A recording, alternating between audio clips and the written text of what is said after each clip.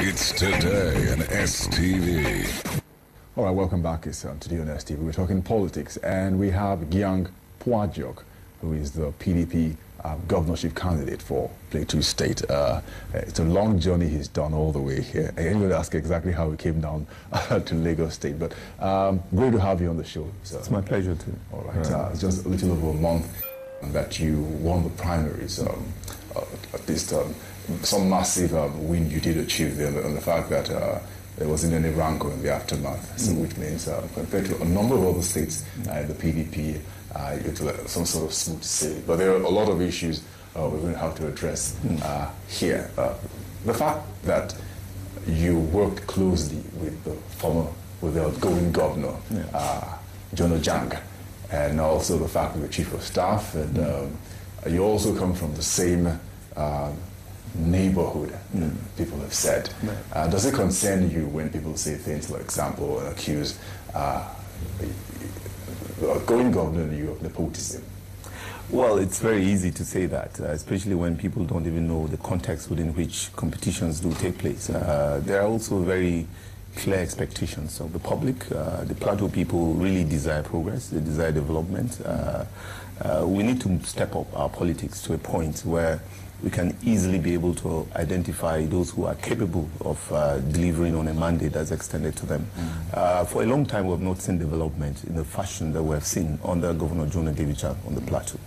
And there is a lot of challenges with regard to how to continue these programs, how to ensure successful succession in a direction that will impact meaningfully on the rest of society. In all the 17 local governments of the state, I must tell you that in the course of our primary contest, the votes came from all sections. Of course, who then determines nepotism? It's the fact that when you compete, people will be able to select among competing candidates and be able to say they will prefer this person. And in a competitive environment, the issue of nepotism does not really arise because you have an opportunity to either decide for or against a particular person in the course of a contest. And I believe strongly that I was able to poll over 400 votes in the cause, and the closest person to me was the serving deputy governor, who got about 165 delegate votes, and the person next to him had just 109 votes in the process. A clear reflection that people had to compare those that they would prefer to provide the leadership as we forge ahead in the cause of governance in the state. And I have been privileged also to have broken such kind of barriers that people would certainly assume have to do with religion, have to do with ethnicity, have to do with locations. These are things that you as a human being cannot really change, the truth of the world. The fact that my parents gave birth to me on a particular point on the globe does not necessarily become the thing that should work against whatever aspirations I'll have, so long as that they're within constitutional bounds in the clear sense of the word. So I meet the constitutional requirement to contest for elections. People have gone to the extent of trying to denigrate my aspiration by trying to show as if I'm a nephew of the governor and all that, and that is quite untrue. But the truth of the matter is that is exactly what happens when somebody who is competing for attention will want to look for any excuse to be able to ensure that the support that anybody is enjoying is reduced to the barest minimum in that regard. So having crossed a primary in a competitive environment, I strongly believe that we're prepared now to face the challenges of a general election and to ensure that we'll break the barriers of ethnicity, break the barriers of geography, break the barriers of religion, and ensure that people will vote based on their conscience, based on their understanding of what leadership entails and the kind of role they expect with regards to the mandate they will wish to extend, to me in particular. Well, for me, it's also a generational call because to a large extent, out of all those that contested, 16 aspirants for governorship, the fact that I was the youngest among them, and yet people still felt a higher tendency to navigate in my direction. I strongly believe that it's the sheer act of God that has reached out. I mean, he has reached out to the minds of the people to be able to ensure that they vote based on what they feel in the process. Yeah, it's really interesting for the debate when you say trying to break the barriers of ethnicity, religion, and deciding who should govern people. Of course, makes for good viewership, especially if you're on the neutral side.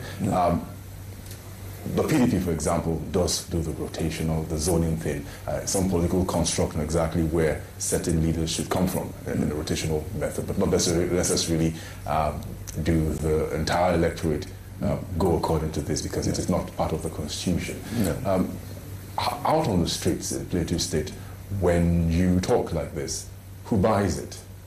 Quite a number. When I toured the 17 local governments of Plateau State seeking the support of delegates in the process, it was more like going out on a rally across the 17 local governments. And I couldn't really believe it, that the elites have continuously re-emphasized divisive tendencies. While in the true sense, the downtrodden masses down there feel otherwise. What they look out for are strongly who will improve basic infrastructure, who will better their life, who will impact meaningfully on the development of the state. These are the key questions that confront them daily.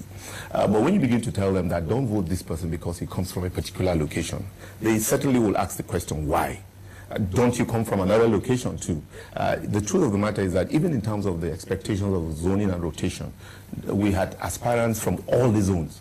So who then do you say should be laid out? And constitutionally, by right, everybody is at liberty to contest elections. Of course, the principle of zoning is designed to ensure equity and balance in governance, in the true sense of the word. Of course, by the time you take a governor from whatever zone, you will want to pick a deputy from a different zone. You want to take the secretary to the government. You will take a minister in a reflection that will definitely reflect what zoning is all about. But when you begin to talk about zoning to a particular office per se, you don't look at the totality of the positions that exist.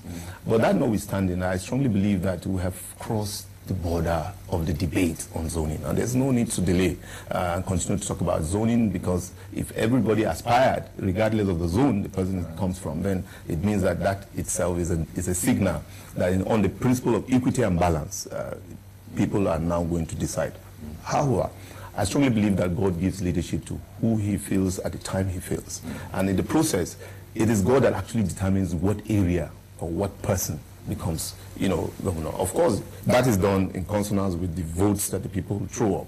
But we often serve as human beings who eventually sit back and begin to boast that we have zoned a position, when in actual fact we believe that God has his own way of ensuring that somebody becomes the person in position. However, if we stretch the argument of zoning further within the context of Plateau State, you'll discover that each of the zones have produced governors in the past.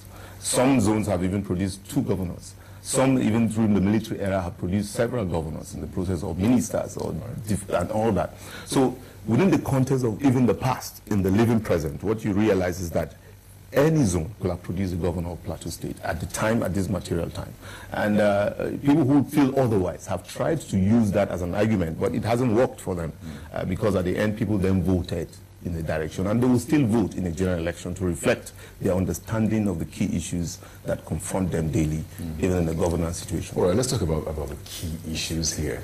I see that in the newsroom many times. I'm going through reports daily, and you tend to get the reports from the Northeast, violence, upset, and then now and again you get reports of attacks in Plateau State.